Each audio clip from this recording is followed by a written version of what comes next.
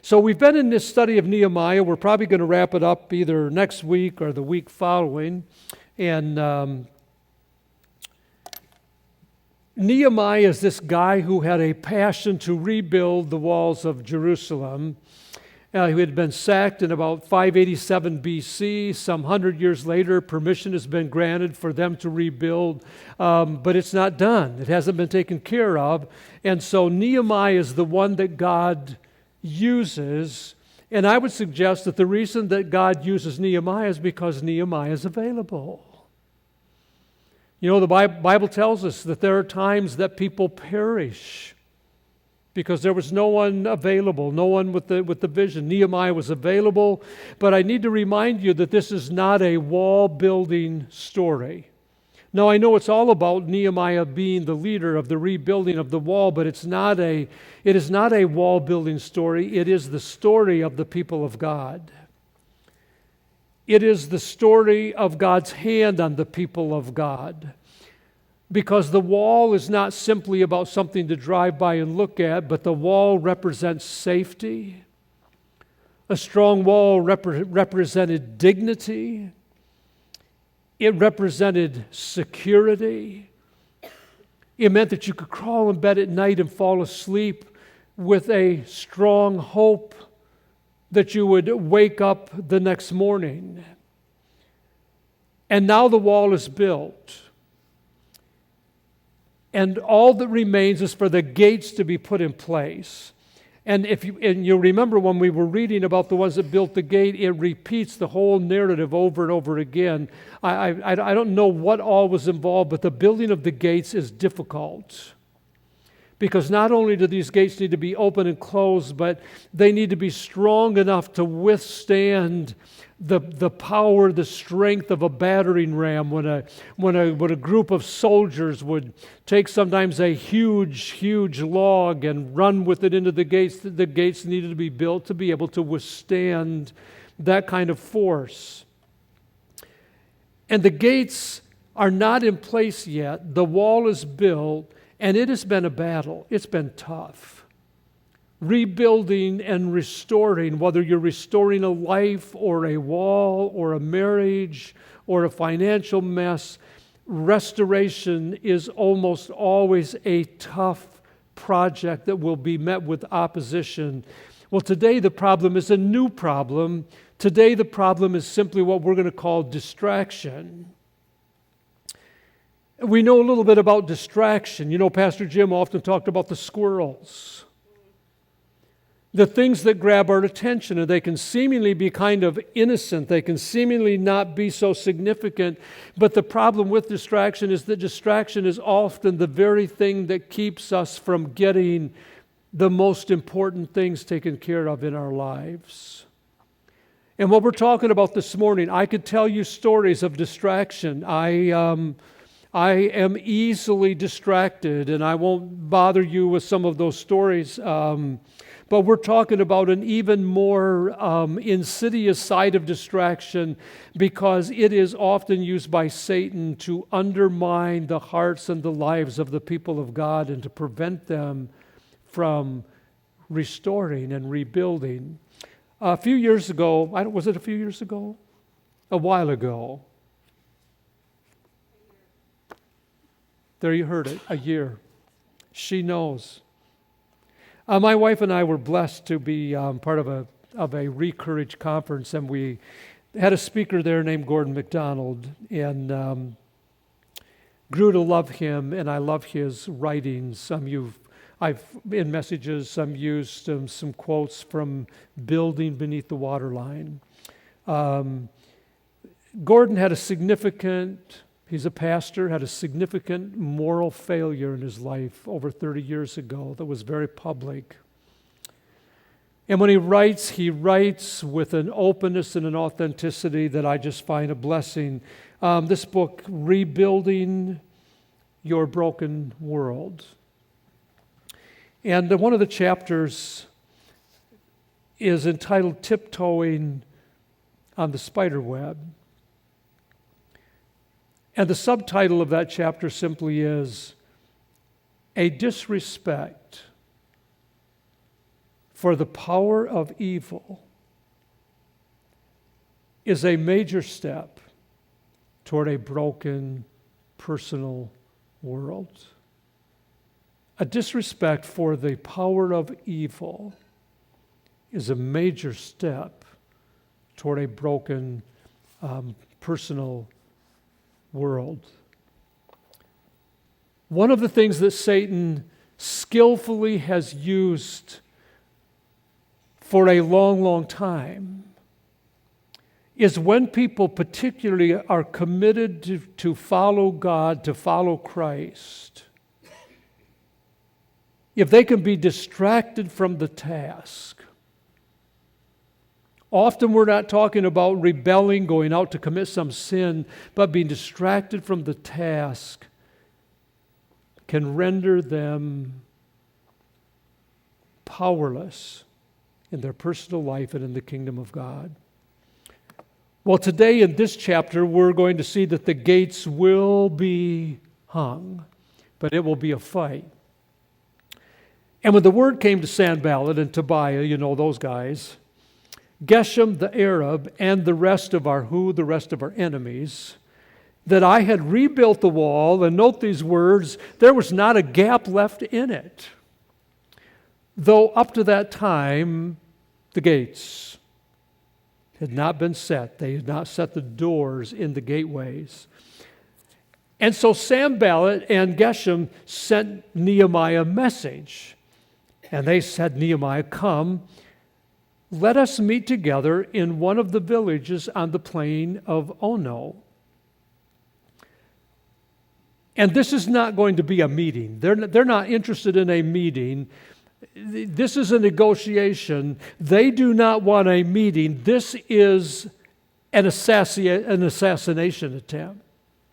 They want to assassinate Nehemiah on the way to the meeting or at the meeting. There's not any meeting that they're interested at all. We would read Nehemiah continues on, said they were scheming to harm me. So I sent messengers to them with this reply, I am carrying on a great project. I love that.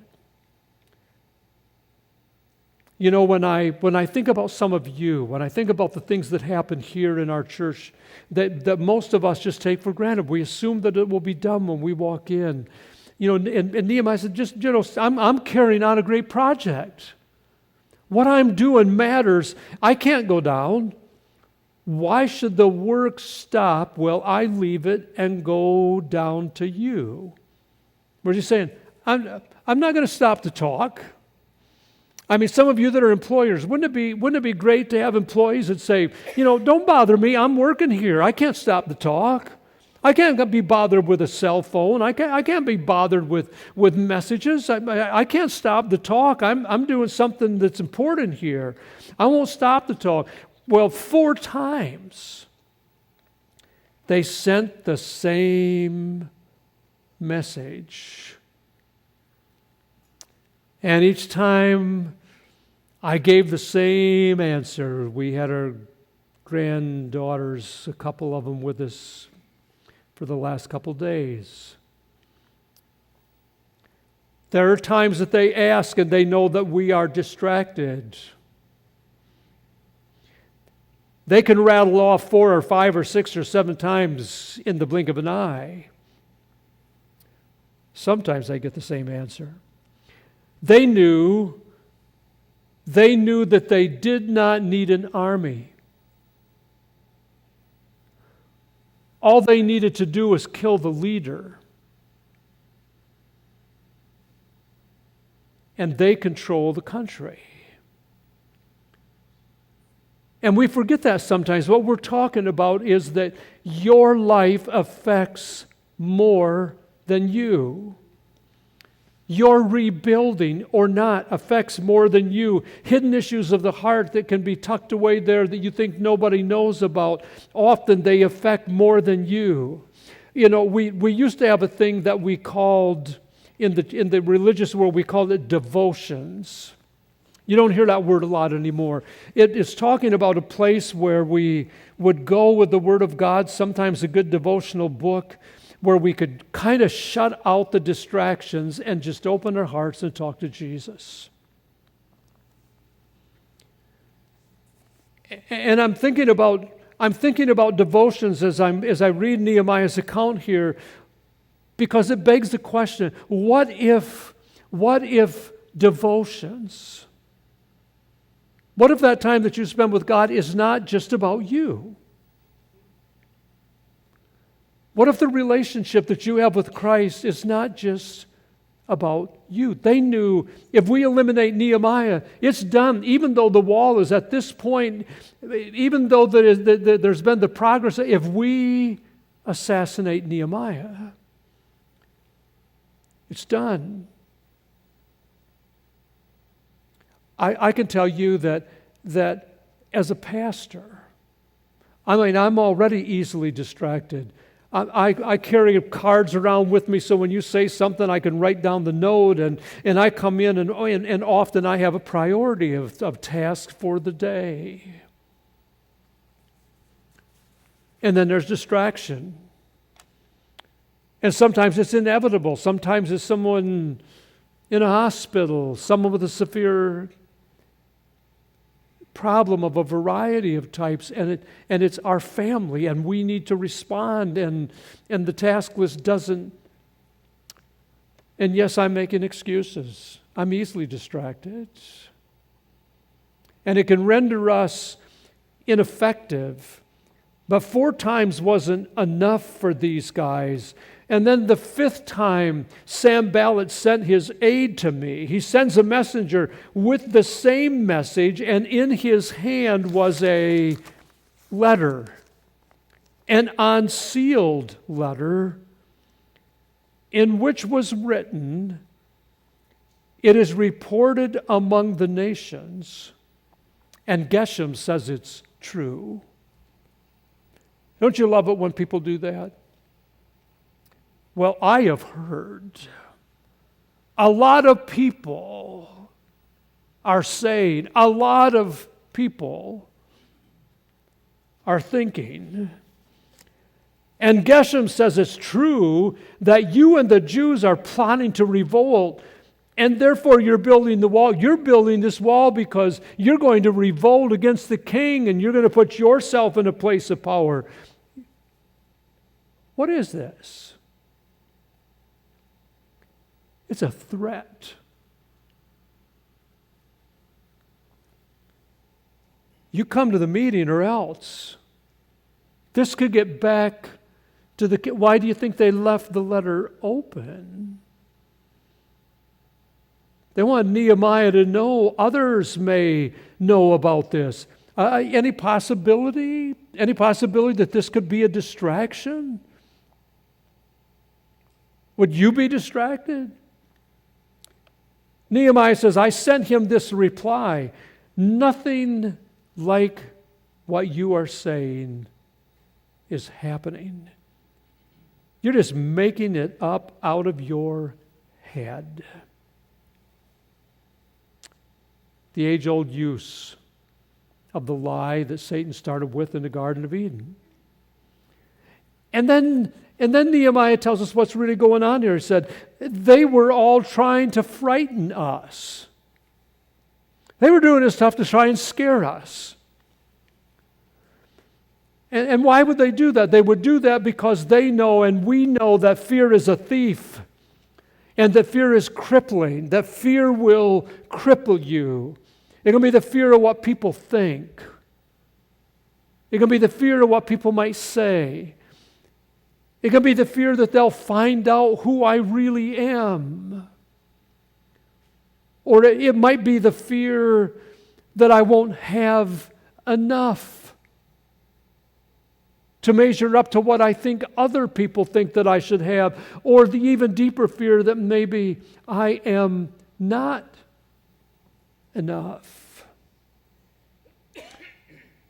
And Nehemiah, here they are, they're ready to celebrate the building of the wall and the hanging of the gates, and one more last distraction to try and sidetrack them. And what does Nehemiah do? And I love this. We see him do this over and over again in the moments of crisis. Nehemiah said, they're trying to scare us, but I prayed. But I prayed. Well, that's the best thing you can do. When you don't have the answer, when there may be fear, when there's stuff on the table that you do not know what to do with, and we try to figure it out and try to sort it out. And Nehemiah says, but I prayed. And then he prayed a specific prayer. Now strengthen my hands. Strengthen me.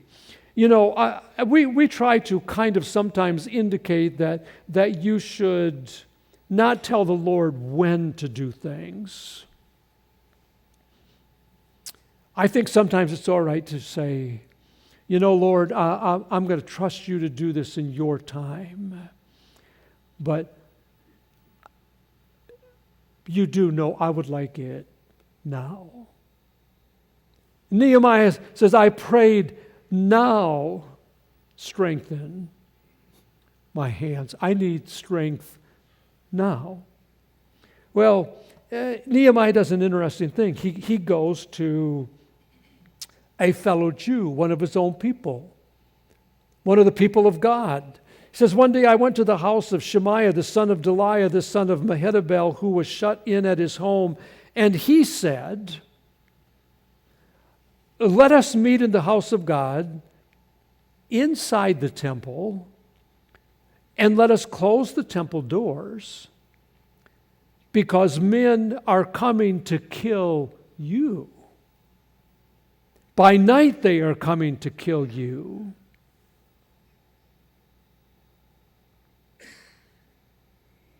Is that distracting? You know, hey,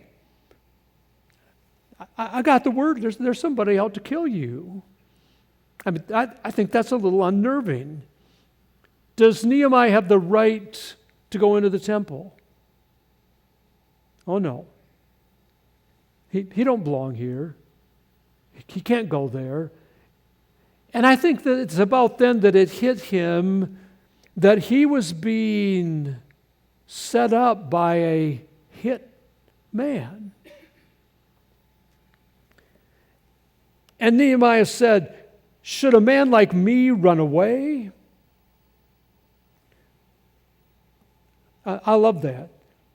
Should a man like who? Should a man like me? We don't know necessarily how to deal with those kinds of statements. It almost sounds like he's big on himself. I don't think that's it at all. He said, I'm a man who God has spoke to. And God has worked powerfully in ways that I never could. And He's got a great work to do. Should a man like me who has experienced God in this powerful way, should a man like me run away? Or should someone like me go into the temple to save his life? When I've seen God doing what He's doing, am I going to run to try and spare my life? I will not go. He says, I realized that God had not sent him, but that he had prophesied against me because Tobiah and Sanballat had hired him. I just want to tell you this morning that you will have times you will be distracted by people that come to you, sometimes have been sent to you, to deliver a message that is not intended to bless you or to be a benefit. And there could be a lot of intentions that could cause those things to happen, but just realize, as Nehemiah says, that there will be people come into your life that God did not send. He had been hired to intimidate me. And then notice those next words. He'd been hired to intimidate me so that I would commit a sin.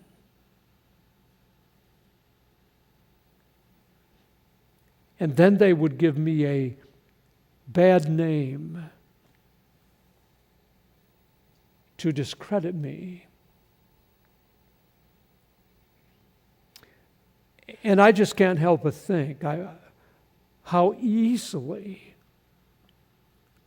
I could have been distracted by any one of these situations that Nehemiah runs into.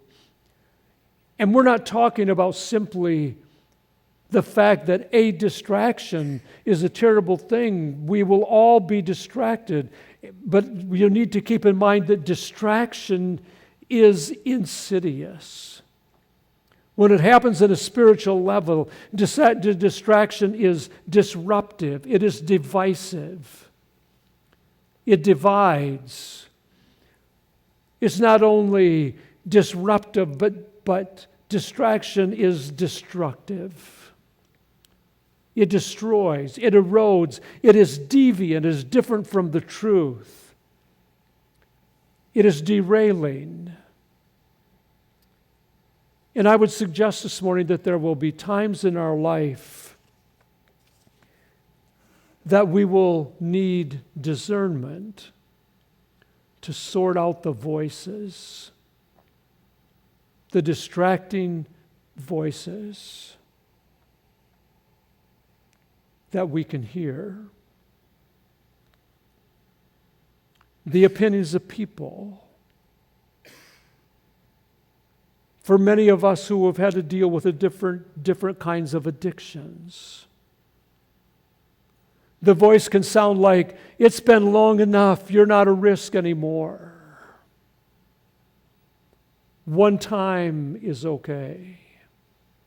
You've done so well." The distraction could be the conversation of that person at work, around the coffee pot. Did you ever wonder what might have happened if the two of us would have met before we were married? You know, that's the adult version of, "I like you. Do you like me?" This is a message. I could be available. Could you? Distraction could be the demon of depression.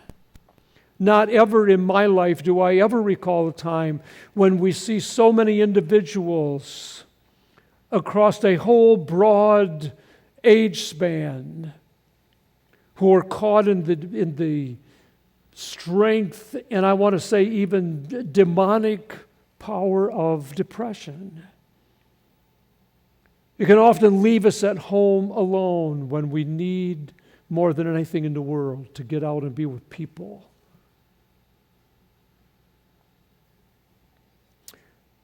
Well, then Nehemiah prays. And he does what some of us would like to do sometimes. He asks God to get even. He says, "Remember Tobiah and Sanballat. Don't you forget it, God. Because of what they have done. Remember also the prophet Noadiah and how she and the rest of the prophets have been trying to intimidate me." And then we get a one sentence. After all of this, we get a one sentence pronouncement. So the wall was completed on the 25th of Elul in 52 days. Just one sentence, and the wall was completed. The job was done. 10 and 52 days. And there are some of you who might be thinking, "That's great, Tim. They rebuilt the wall in 52 days, which is unbelievable. And I'm just starting to rebuild my life. I'm just started restoring my mess. And I think it's going to take me a lot longer than 52 days. And you might be right. It might. But don't get distracted.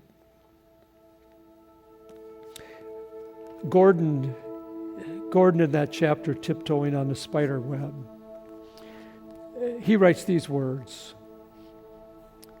He said, when I was in graduate school, Gail, that's his wife, and I moved to St. Francis, Kansas, where I became the weekend pastor of a small country congregation. My study was located in the basement of the church building. It was rather damp and musty room, and that meant bugs. That's why I wasn't surprised one day when I discovered a large, magnificently designed spider web on one end of a bookcase.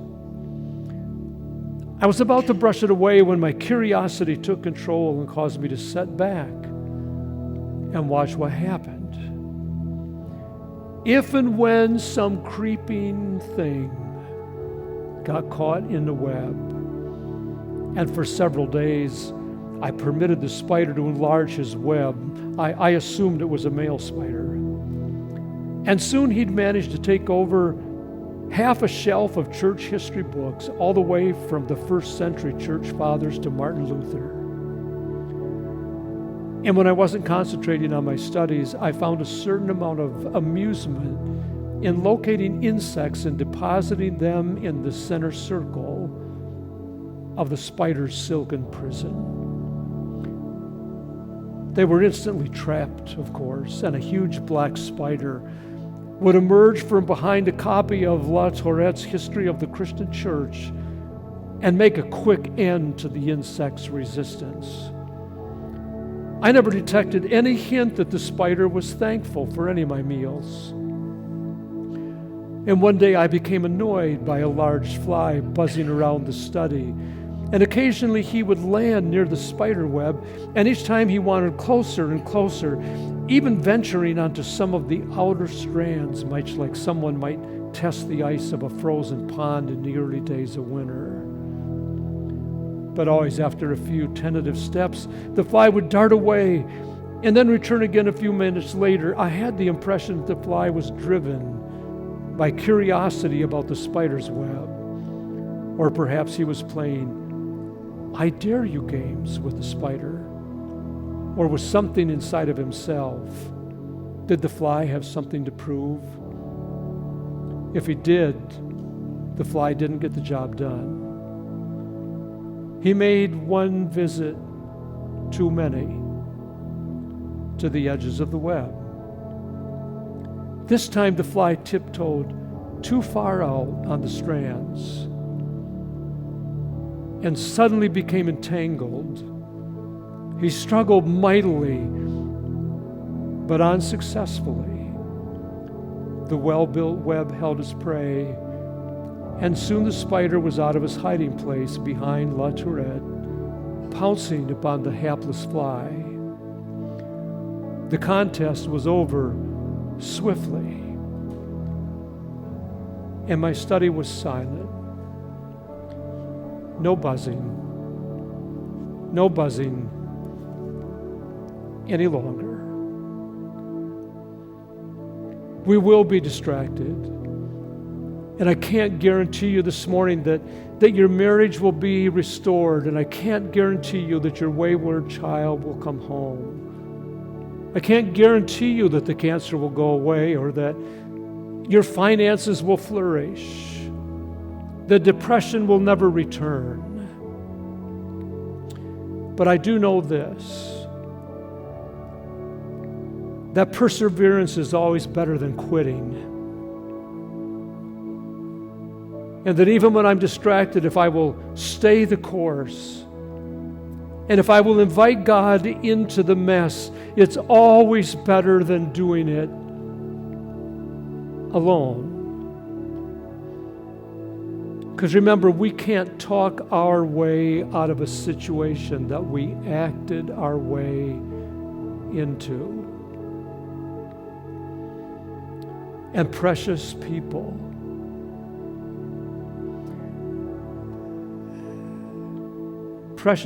have and will perish eternally, not because they were rebellious, awful people, but because they got distracted too long, too late.